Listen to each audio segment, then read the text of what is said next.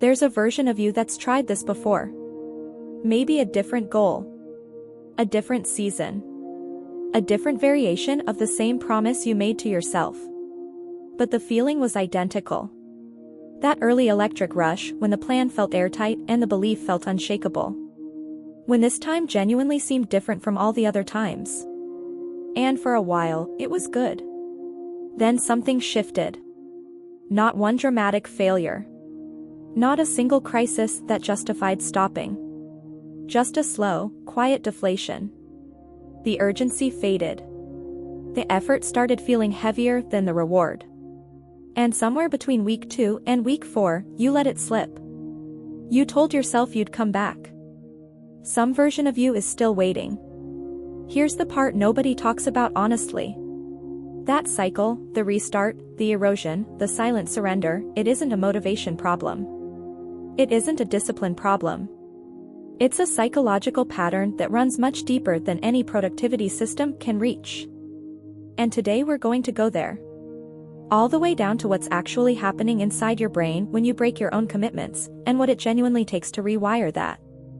Not with more effort. Not with a better morning routine. With something more fundamental. Let's start somewhere uncomfortable. Every time you quit, even when it feels reasonable, even when the excuse is completely legitimate, your brain files it. Silently. Efficiently. The way an accountant records every transaction without judgment. And over time, those filed experiences don't just sit there. They compound into a belief. Not, I quit this one thing.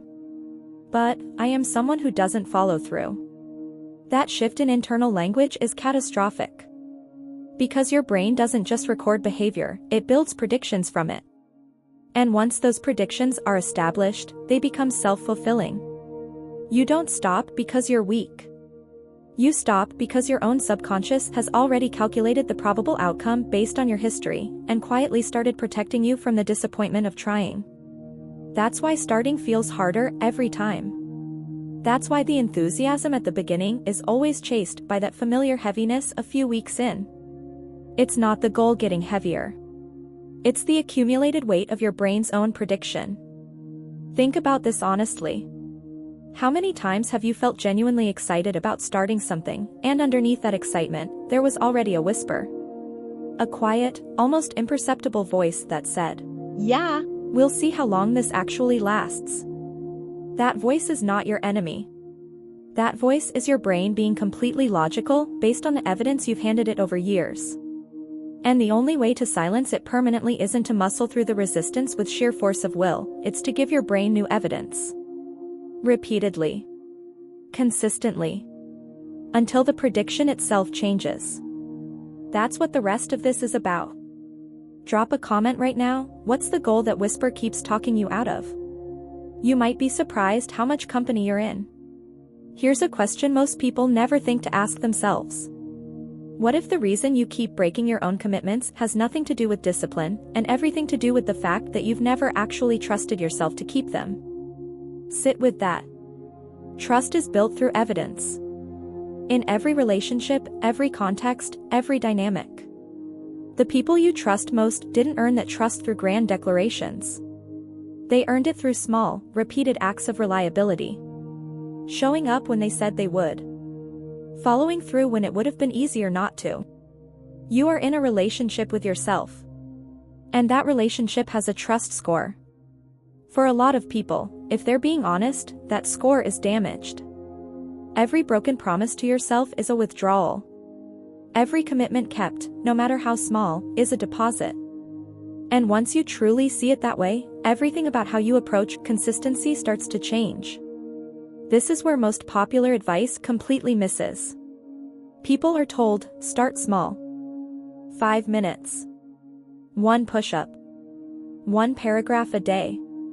But they're rarely told why that actually works. And without the why, it sounds like settling. Like lowering your own standards. Here's what's actually happening underneath that advice. When you make a commitment small enough to guarantee you'll keep it, and then you keep it, you create a micro-experience of reliability. Your brain, that same meticulous record keeper we talked about earlier, files it. Under a category it rarely gets to use for most people. Person who follows through. Repeat that enough times, and the internal prediction starts shifting. The whisper changes. What replaces it sounds a lot like quiet self-trust. You're not starting small because you're incapable of more. You're starting small because you're consciously building a reputation with the only person whose opinion of you directly shapes every single decision you make. Now here's something most people understand in theory but resist deeply in practice. Perfectionism is not a high standard. Perfectionism is a defense mechanism. When you tell yourself you'll only work out when you have the full hour, only study when conditions are exactly right, only start when you feel completely prepared, you're not protecting your integrity. You're protecting yourself from the vulnerability of genuinely trying and genuinely falling short. Because if you never fully commit, you can never fully fail. That logic feels like safety. But it's the most quietly expensive safety you'll ever choose. The real shift comes from separating the habit from the performance. The habit is showing up. The performance is how well you execute while you're there.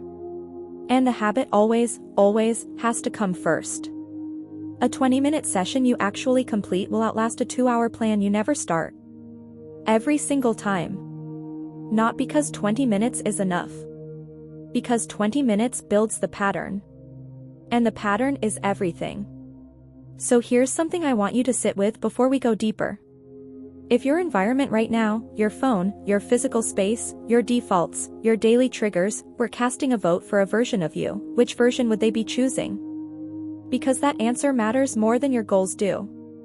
We're getting into that, and what happens when consistency finally stops feeling like effort and starts feeling like identity right now. And if this is landing differently for you today than other videos have, hit like. It genuinely helps more people find this conversation. Here's the truth about your environment that nobody frames correctly. Every default in your physical and digital life, the apps on your home screen, the position of your phone, the browser tabs that never close, represents a decision that was already made. Not by you right now. By an earlier version of you who had different priorities.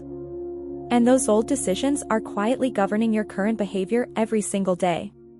What you're actually trying to do when you redesign your environment isn't to eliminate temptation. It's to pre-decide. To make the choice before the moment of weakness ever arrives. Because willpower is a resource.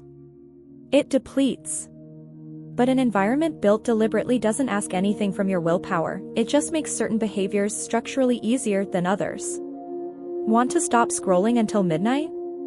Don't decide in the moment. Move the phone to another room before the urge appears. The decision is already made. Want to actually sit down and work in the morning?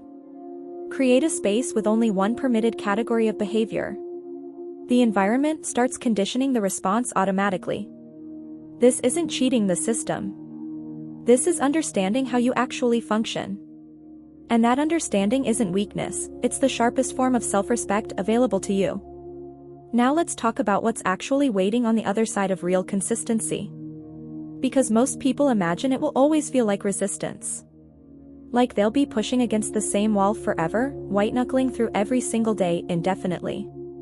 That's not what happens. When you've kept the same commitment long enough, when the deposits finally outnumber the withdrawals, the behavior quietly stops being a decision you have to make. It becomes something you just do. You stop negotiating with yourself about showing up. You just show up. Not because you became superhuman. Because the prediction changed. Because you gave your brain enough evidence, through repetition, through small kept promises, that showing up is simply part of who you are now. That's the identity threshold. It doesn't announce itself with some dramatic moment. One day you notice the internal whisper is quieter. Then one day you realize it's almost gone entirely. Most people quit about 5 steps before reaching it. And here's what consistency ultimately builds that no system, no framework, no productivity hack ever could.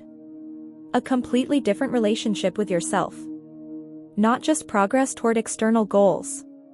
A private, unshakable knowing that when you make a commitment to yourself, it holds.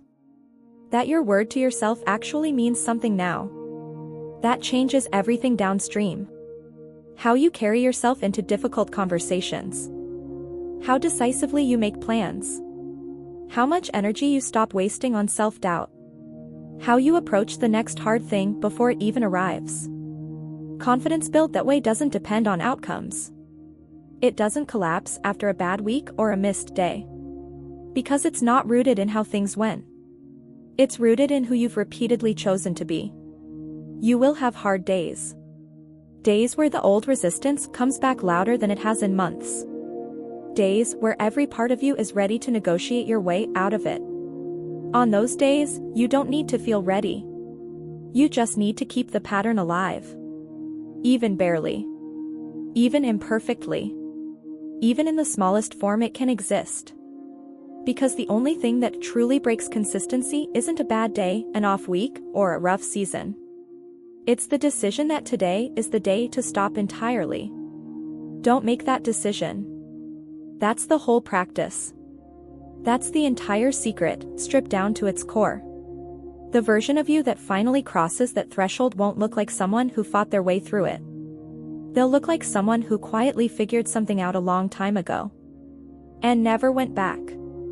Save this video for the day the resistance gets loud again, because it will. And when it does, come back here. And before you go, drop one comment. Not, "This was great."